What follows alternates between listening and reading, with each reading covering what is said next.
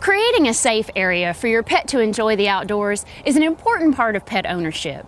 The PetSafe Stay and Play wireless fence is designed to help you create a safe area for your pet to enjoy the outdoors, whether you're at home or away. Training your pet to understand their containment area is an important part of setting up your system. This video is designed to walk you through how to train your pet. It's very important that you be really consistent in your training, but also make it fun and be patient with your pet. You don't want them to be stressed at all through the training process. It's very important to read your training and operating guide before you get started. This way you'll know everything that's involved. Now let's get started. So this is Laura and her dog Ellie. They're going to be going through the wireless fence training today. How you guys doing? Great. Good. Now as you can see, Ellie has long fur, so we're using the longer contact points on her collar. If you need any help on installing these longer contact points, you should watch our video on setting your system up. Now it's really important that when you're training your pet, you do it in about 10 or 15 minute increments, because shorter sessions are better than longer sessions for your pet's retention and the overall training. Now Laura's also got some treats in her pocket for Ellie, so they're going to spend some time playing and they're going to have fun with it, so that Ellie is really excited about this. So you guys go play some. Yeah, let's go, Ellie. At any time during your training, if your dog starts to show signs of stress, such as their ears are laid back or they're tucking their tail, take a break.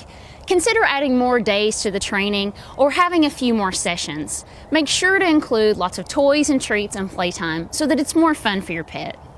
We call the area of your yard the pet area, and the end of the containment area the boundary zone, so you'll hear us use these terms throughout this video. At this point, your system should already be completely set up. You should have your boundary flags marking the edge of your containment area. You'll want to set your flags up about every 10 feet.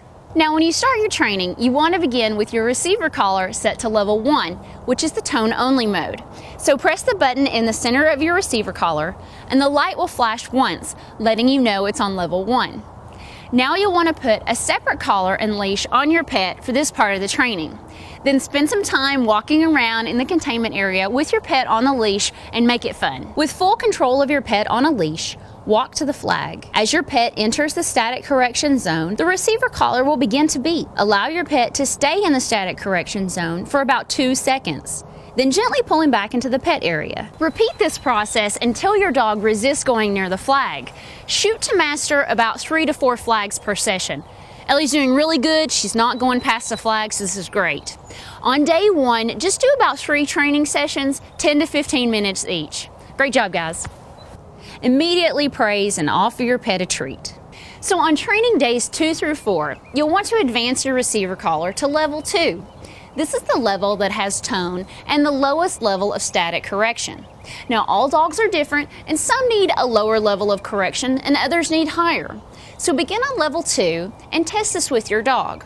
Advance 1 level at a time until you see your pet recognize the static correction.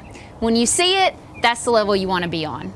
As on day 1, with full control of your pet on a leash, walk to the flag. As your pet enters the static correction zone, the receiver collar will begin to beep, followed by a static correction. If your pet does not respond to the static correction, confirm that the receiver collar is fitting properly. If the receiver collar is fitting properly, but your pet didn't respond to the static correction, increase it by 1 level. When you see your pet get the static correction, lead them gently back into the pet area.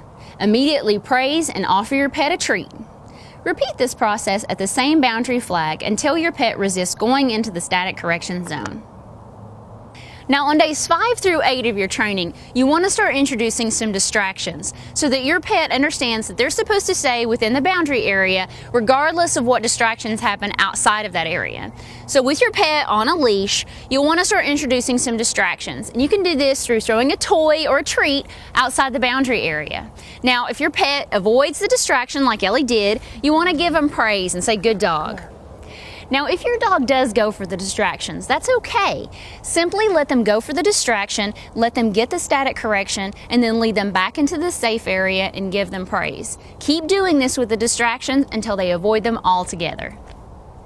Now on days 9 through 14, you can start to let your pet enjoy the pet area off leash.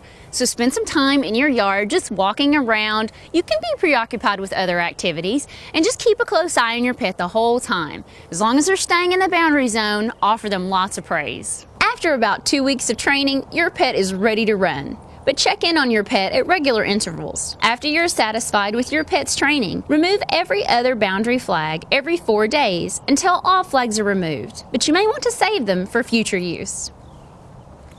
Now, you may have some instances once your system is all set up in which you want to take your pet outside of the pet area, and that's okay. But to do this, you want to just remove the receiver collar, and then you have a couple of options. You can either carry your pet outside of the area, or if your dog's a little big or you simply want them to walk, just put a leash on them and walk them out of the containment area. Now, they may be a little reluctant to leave, so just make sure that you give them a command like, "It's okay," or "Let's go," letting them know that this is the only instance in which it's okay for them to leave the area.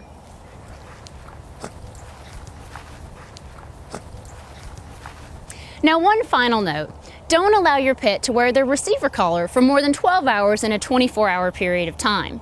Just as humans can develop bed sores if they lay in one place for too long, the same thing can happen to your pet if they wear a collar that contains metal and it's too close to their skin for too long. So for your pet's health and comfort, every day remove your receiver collar, maybe at night before your pet's going to bed.